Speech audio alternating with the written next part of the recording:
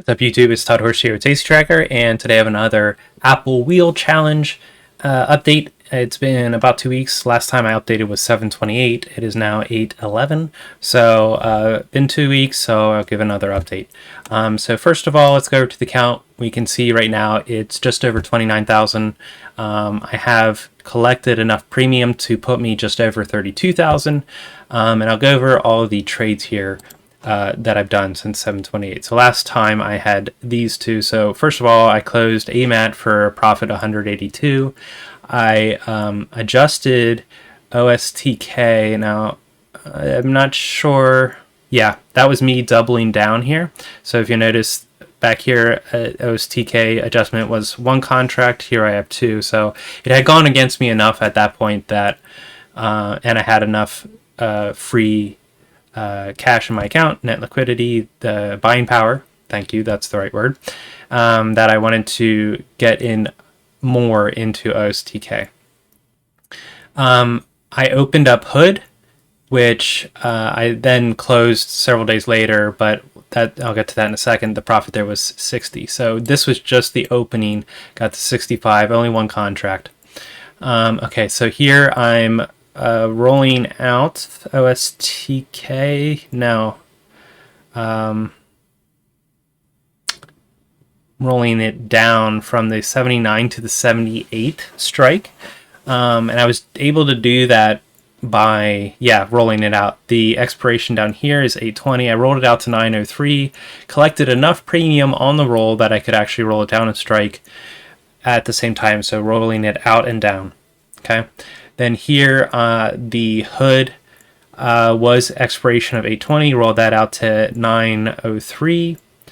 Roadblocks, I think this was probably me doubling down. Let's see, RBLX. Yep.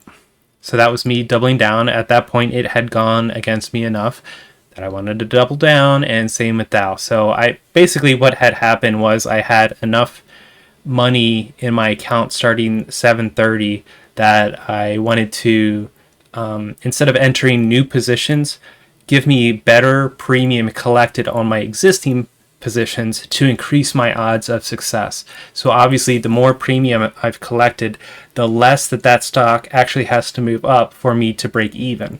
Okay, so I'm doubling down here on ones that have gone against me. Then on the 9th, I was able to close Roblox. That was the day that it really shot up for a $580 profit. So let's go view the chart. If you're familiar with the ticker, you know what day it was. Right here, we had this huge green candle. It stopped here at the 50-day, and I thought, well, that's probably, there's a high likelihood at this point, kind of risk-reward, if you want to think of it that way, that it turns over and comes back down here and confirms the 20-day before it proceeds further. And we can see since then, although it has gone above it, it hasn't really gone anywhere, and it's definitely gone a bit lower here, but it's staying at this 82 mark, which is resistance back here, and in here a little bit. Here it's a little too muddled to count any of this or any of this. That's more in line with the 50-day than it is this green line here. But anyway, so on that day, I thought, well, I might as well take profits. So that's 580 gain there. I opened up a TTD trade, and I liked where the stock was headed. And it just so happened that in the time span of, it was like an hour and a half or 2 hours maybe, was already green $105, and I thought, well, I'll take it off. Typically my positions don't go that green that quickly, so I just closed the position for $100 profit. It ended up going another $40 or $70 more than that, so definitely could have gotten more out of that if I timed it better, but of course you don't know that going into it. By the end of the day, though, it had basically retraced much of what it had gone. So, I'm selling puts here, so I want the stock to go up. It had gone up, and I closed it. Then it went up further, but then it went right back down. And so I thought, well, I'll just open up the position again because it's exactly what I wanted. So you can see the position is the same. It's still the 84 strike. It's still for 827 expiration. But then the next day, it had another large gap up, and so I cashed out for 160 there. So in under 2 days, basically, I had made 265. Again, it went up another $40 to $100. Honestly, I forget exactly what it was, but I didn't time that one insanely well. Now this one down here I manually closed. This one basically closed right at open. It had shot up. So let's go look at that chart. Yeah, so it was on this red candle. I put it on kind of as it was touching the 20, and by the time it had come up here, that first day, it had already increased in value about $100. So I guess IV has been real high. Honestly, I'm not exactly sure what it is at the moment. But even though this is only an $86 stock, which is right in the same ballpark as AMD and a bunch of other ones I trade, the premium was really juiced and it was really moving quickly. So then the next day, obviously, mine closed like almost immediately. You know what I mean? So it wasn't anywhere near the top. But I'm still happy with where it's at. This is still a pretty good entry from my perspective. We have a fairly nice steady incline, and 20-day has, I mean, it was broken back here, but it immediately popped right back over it. I kind of just have been trying to go with my classic positions, which are just continuations of strength. I'm not looking for something explosive like this, although that's nice, obviously. I'm just looking for some steady growth. This is actually maybe even a little too fast. But anyway, I was placing a bet that it would, in the next month or two that I had that expiration on, I guess it would 2 weeks. I do these much shorter than I do my put spreads. But that it would continue at that pace, okay? Okay. So then I opened up an Apple. I adjusted Dow. So what was I doing there? That was the 820. Yeah, so I was rolling it out to 9.3 from the 820 expiration, collecting some more credit along the way. Opened up Chewy. I closed Hood. That's where I got the 60 that I said I would mention later on. Yeah, so I closed that for $60 profit. I closed Dow for $10 profit. Now, had I not doubled down on that one, I would not have been able to close it because I collected enough premium more than what I had the first time that my break even was substantially lowered. Dow had a jump up above it, and I got out. You know, obviously, if I would have held it today and yesterday, what day was this that I closed at 8:10? So yeah, that was yesterday. If I would have closed it today, that would have been much better. I probably could have made $100 or something. But at yesterday, it had closed below the 20.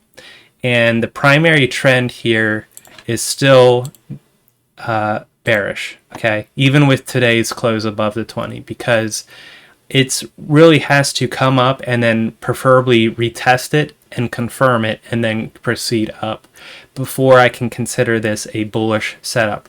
Now, obviously, this green line down here has been acting as support, and that's what I was banking on when I put on these plays. However, you still have to understand that that's a risky play. I'm counting on it wedging and then bouncing up, but it's just as likely that this could fail and then it rolls over further. I didn't think that was going to happen, but could have. So anyway, at this point, I'm thinking, well, I can get out for a very small gain, and that would be great. Or I can hold on, and it could potentially roll over again, and then and even go further. So I took the $10 gain. I had held it for 29 days already for $10. If you look at a lot of these other plays, they're substantially shorter. This one was 18 days, but look at the gain. So, yeah. So I kind of was just tired of holding it, if I'm honest. So the last thing I did yesterday was open up Twitter at 66. So we can view that chart. Okay. So MACD and RSI are pretty oversold. Certainly not the most oversold that it can get. But, you know, red volume has been decreasing. The sellers have been decreasing. We're at support here at 50. I can clean this chart up. It's kind of messy at the moment. I apologize for that. But, you know, I have several levels of support and resistance here, but the biggest thing is that we're coming up on the 100-day SMA if it chooses to go that far. I have the 66 strike, so it's basically right at the money. Right now it's at 65 and a half, so it really doesn't have far to move, and it depends on your scenario what is best, whether you're way out of the money or way in the money or right at the money. In this case, I was fairly comfortable that we could at least get a jump up here to test the 20-day, and that would give me enough to close it. And if you see here, I opened it right around $200 and was anticipating it just getting down to 150 and I would close. And I have 3 contracts there, so making a quick $50 times 3 would be a quick $150. I was hoping it would hit in less than a week. So we'll see here what it does, whether it bounces off the 50 or the 100-day. But if it bounces anytime soon, I should be able to get that 150 rather quickly and not have a really long hold there. Okay, so that's Twitter. Apple. Yeah. So we're kind of here at all-time highs. It's been consolidating at the 20-day. What's odd about this is it's just below the 20-day. That's interesting. Usually it will consolidate right above it or on it, but this actually has been closing below the 20-day. At the same time, RSI is still very hot. So, you know, why would I choose RSI when it's nearing oversold, or other times I do it when it's near overbought? It really just depends on the stock. Apple's, as we know, is a fairly reliable stock. Most people buy up any of the dips, so, you know, something in here. In here, it might consolidate sideways for a while, but it doesn't frequently plummet. And of course, I'll say that, and tomorrow it'll drop down. But anyway, this, again, I'm not looking to get stay in here for as long as I did when I initially started this portfolio. This is more like, now I only have one of these. But right now I have the closing order for just over $100, and I opened it up for 200. So I'm just looking for $100 quick, and again, hoping to get that within a week or two. Of course, the expiration is in 16 days.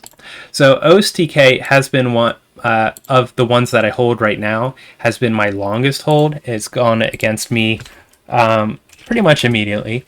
But I actually really like, this might be my favorite position at the moment. MACD is really curling up. RSI is really starting to gain some strength compared to what it was comparatively. And we've definitely set a new base here, consolidated here above 65 to 70. Okay, so the strike I have is 78, which is a while away. I think I put it up in here expecting it to bounce, and so it went against me right away. But at this point, I've been holding on to it because of the price action here. It looks like we could get a test up at least 275. And remember, I doubled down on this one to get more premium. So it is very possible that even though we don't get to 78, I could still exit even fairly profitably.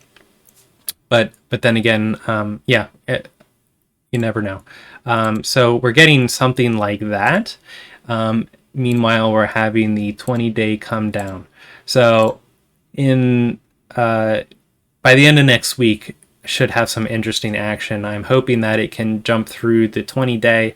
I don't mind if it ping pongs underneath the 50-day and the 100-day, but I would definitely prefer it makes it over the 20-day.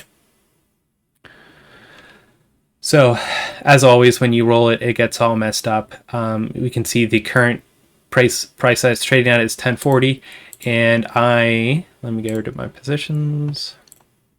I have an average cost basis 757. The first one I opened up for like 400, yeah, 390, and then when I doubled down, it was something like 700. I want to fix this so it actually says what my doubling down was. This is complicated mathematics where I have to figure out what the average cost is for both. So I collected another 201 per contract in order to get it all to work out mathematically speaking. But anyway, okay. So the last one is Chewy. Okay, so much like what was the other one, Twitter. Was it Twitter? I don't know. I'm looking for a continuation here. We've had a steady climb up. So RSI is really hot, and it definitely is likely to come up here and do something like that. And then once it gets into this overbought zone, it's going to climb up even higher, quicker, and then it will burn out, and get something like that. So, or steeper, something like that. Okay. So I want to hold this one a hair longer. Still not trying to go crazy on it. Yeah, that's Chewy, 92. So yeah, currently right at the money. When I sold it, what day did I open it? 8:10. So that was just yesterday too. Yeah, so when I sold it, it had come down here, bounced on my white line. And so the theory was that it would have a nice update. Now it did. It had a huge candle right out of the gate. If I go to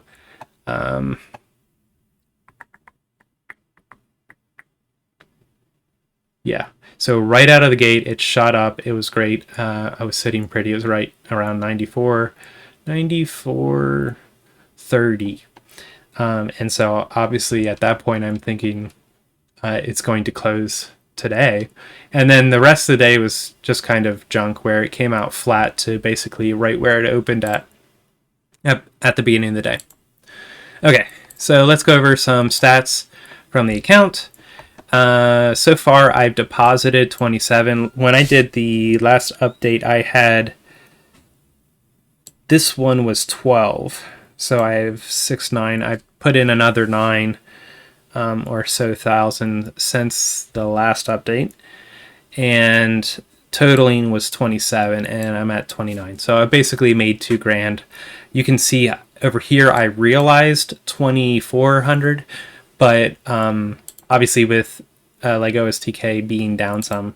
Did I ever finish that thought? Right now it's 1040, and I think I did finish the thought.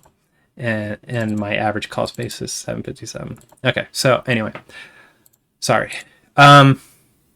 Yeah, so I've realized 2,400 gains, but obviously with some of the positions, specifically OSTK being down, that's why from this it only looks like I've made 1,000, or slightly less, 2,000, slightly less than 2,000. Okay, there's been 11 plays that I've closed, all winners, and currently my collateral is at almost 60,000. So, and I've only got 32. So I'm definitely overextended at the point where I want some of these to close. Actually, the biggest culprits of the amount of collateral I'm using is from OSTK. That's around 6,000 or 8,000 per contract. So if I go like this, yeah. So it's around 7,000 right now per contract. So if I got rid of those two positions, that would take care of 14,000 right there.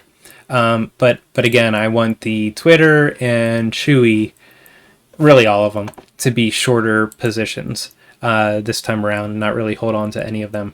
So if that happens, this number should collapse rather quickly.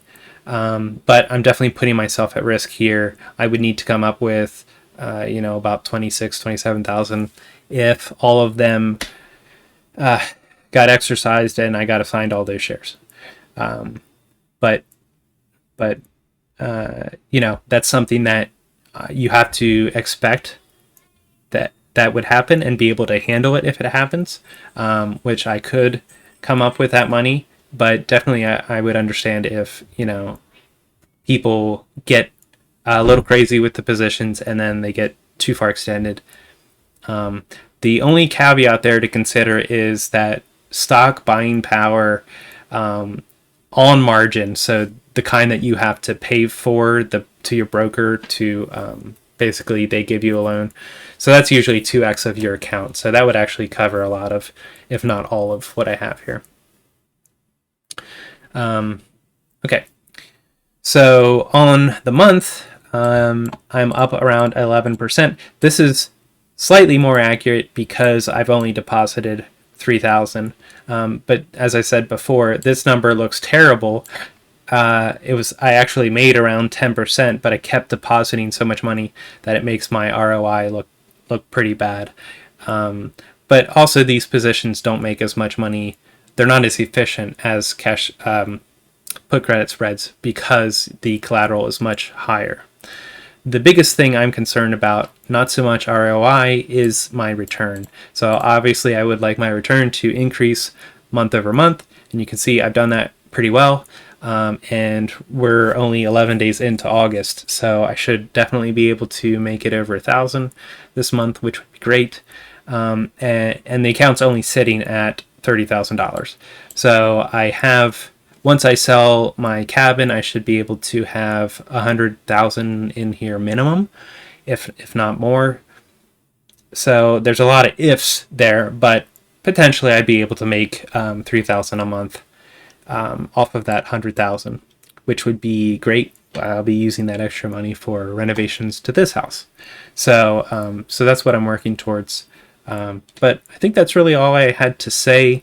I guess I can go over the tickers that I've played so far, just for a view of what I've done. Average days in a trade has been just about 13 days, so shorter than what my credit spreads are typically. My credit spreads run about 25 to 30 days. And then here's the income. The only ones I've played twice here are AMAT and TTD. TTD because of the day trade. And then you can see the one I made the most was just this one trade. And it was that Apple one that I started off with that I rolled and rolled and rolled and rolled. So anyway, that's all I have. If you have any questions, let me know. Otherwise, I'll talk to you next time. Thanks.